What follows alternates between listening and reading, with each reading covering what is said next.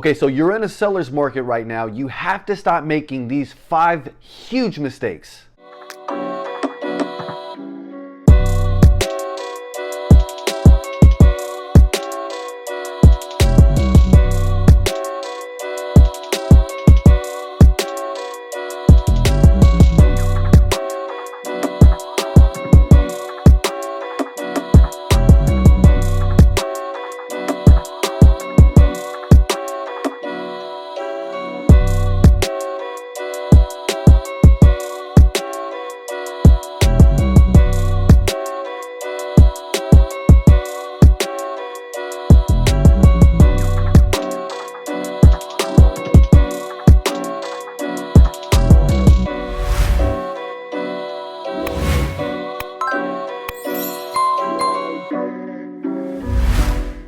Yo, so what's going on, everybody? Welcome to this week's video.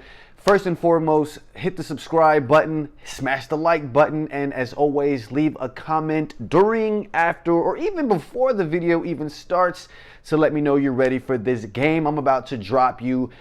But as always, you know I have to start the video off with the shot. Here we go. The shot of all shots, the shot of all YouTube videos. Oh, bruh, after all of those misses, your boy is finally starting to look like he shoots the basketball well. Let's go. Okay, so issue number 1 I have to address. I wasn't sure if I was going to leave this last, put it in the middle. Then I decided this needs to be number 1. Stop listening to your friends and family about what they think the real estate market is going to do. On top of that, stop listening to your friends and family if they're sitting there telling you that all of these houses in the area are overpriced. Now, the reason I say this is specifically because you don't go to a nail salon and tell the professional nail technician, hey, you're actually overpriced for what you do. You don't go to the luxury event planner and tell your luxury event planner that, hey, you're charging me way too much for your service. This is what it comes down to. The market sets the market. Point blank period, it is what it is. These are the facts that we are dealt with. People think that because we're in a seller's market, homes are overpriced. That is just not the case.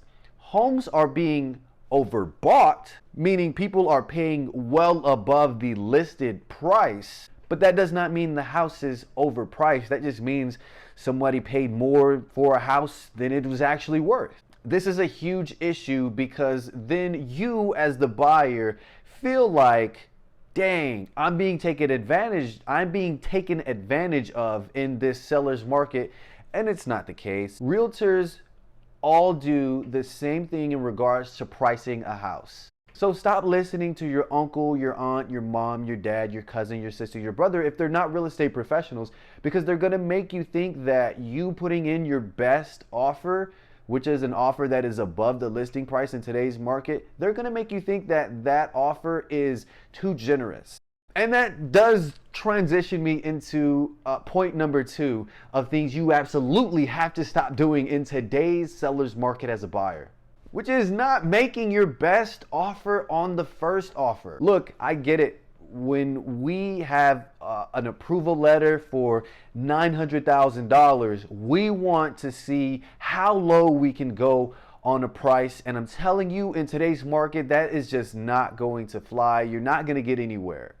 The notion of us buying what we really want for as low a price as we possibly can get it is ingrained in our very being as human beings. So trust me, I do get it. But in a market as competitive as today's market is, you have to understand it's not about penny pinching. You're buying a house. So if your budget is $4,000 and you find the house that you absolutely are in love with, and you are nervous about pushing your budget up to $4,100 or even $4,200, you really should reconsider your approach. And of course, I'm not saying this because I want people to spend more money. That's not the case at all. But if you have a budget of $4,000 a month and you only are trying to spend $3,700 a month, then you're gonna miss out on the home that is probably perfect for you, because even though you set a budget and you have a max, you don't want to really touch the max. Or again, as I previously stated, you don't want to go slightly above your max. Now, I'm not in the business of telling people to put themselves in binds.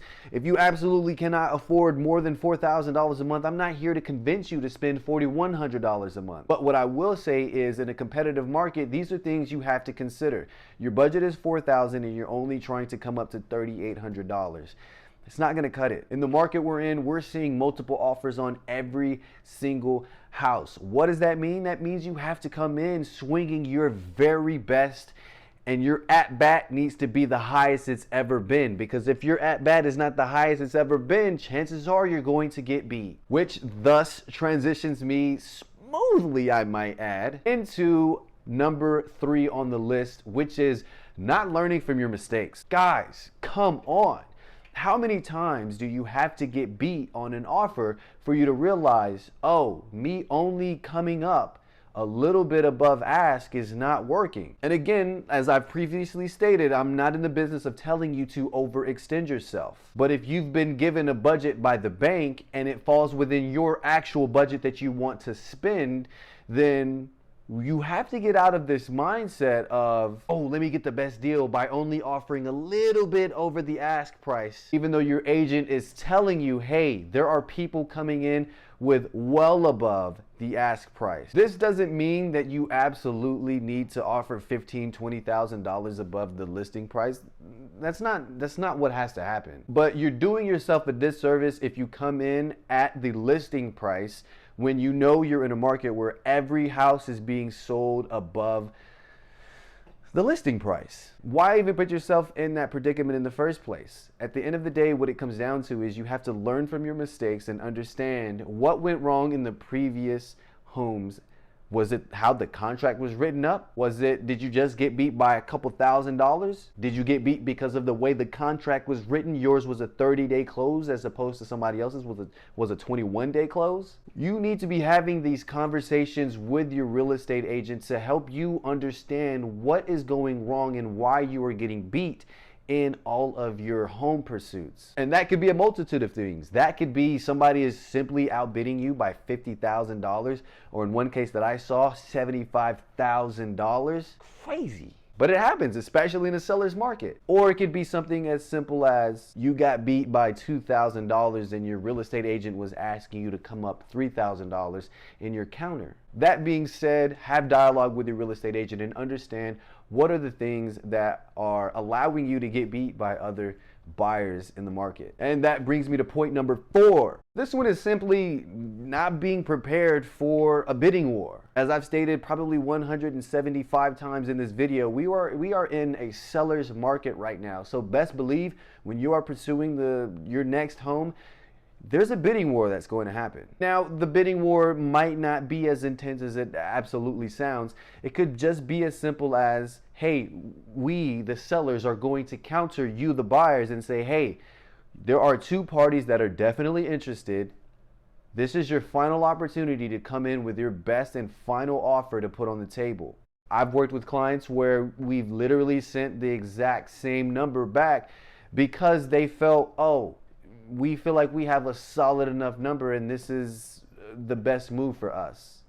When in actuality, they had a little bit of wiggle room to come up. One key trick that I like to do with some of my clients is set the search bar below what your actual budget number is. Say, for example, your budget number is $4,000. Understanding that there's going to be bidding wars on every single property, let's find us a house where the mortgage is $3,500 a month. What that does for us is that leaves us wiggle room to be able to come up in our purchase price when in a bidding war. Again, your max budget is $4,000. You're going in on a property that allows you to have a mortgage for $3,500. There is wiggle room for us to come up in the purchase price when it gets down to the nitty-gritty and we got to put on the gloves and throw hands with the other buyers. That's It's not like an actual call to violence. Don't actually hit anybody, but this is metaphorical, completely metaphorical. Keep that, understand that, okay? Completely metaphorical. Don't punch nobody. And number 5 on the list is not being pre-approved for a home. Now, this is a relatively simple process that some people still have an issue with doing, and I really don't understand the issues people have. Not being pre-approved can definitely set you back a ton. The reason why it sets you back is because now you have your agent going out there looking at properties that you feel like are within your budget. But the reason why that's a problem is, let's say the agent finds a property for you and you want to go ahead and submit, your process is a lot longer because now you have to get pre-approved by a lender. Now, of course, that process does not take forever, but if I'm a listing agent and I'm a seller, I'm going to prefer the buyer that has their pre-approval letter already established, set in stone. The reason being is I know as a seller that this buyer has been vetted by a bank and they're all good to go in regards to getting my house paid for. And with all that being said, to wrap this video up, again, smash the like button, hit the subscribe button, and again, thank you so much for the love and support that I am getting. Leave the comments in the comment section. My question for you for this video is quite simply, what are some mistakes that you think you've made during the home buying process? And if you think you've made no mistakes and you're perfect, leave that in the comment section as well. Say, I'm perfect. Just say that. As always, thank you so much for tuning into this week's video. That's all I got for y'all today. Peace. I'm out.